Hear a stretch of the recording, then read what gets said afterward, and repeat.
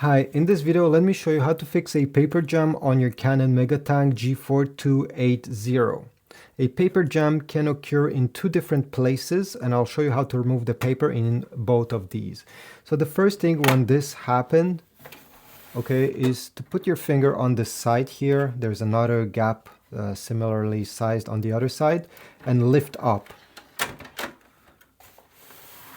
If you take a look inside of the printer, there's a good chance you're going to see paper debris or some stuck paper over there, under here.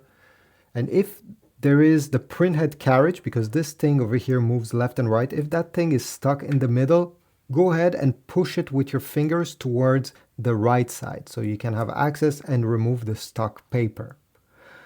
If you don't see anything wrong over here, let me show you the second place where some paper can get stuck. So I'll push this up, I'll bring this down, and we will go on the back of the printer.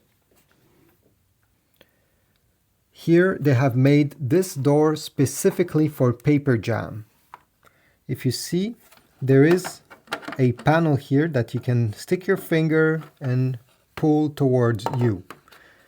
That's another place where paper can get stuck. So if you take a look and you see anything abnormal with a pair of tweezers or with your fingers, go ahead and remove the stuck paper.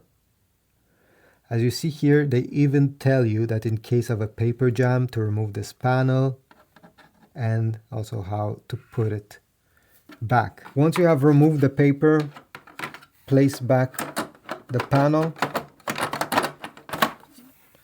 And now what I suggest is that you unplug the printer from the wall outlet, from the power source. So pull this cable, wait around 30 seconds, plug it back, power on the printer, and the error should disappear by itself. Thanks for watching. Leave a comment, subscribe, like, and I'll see you in the next video.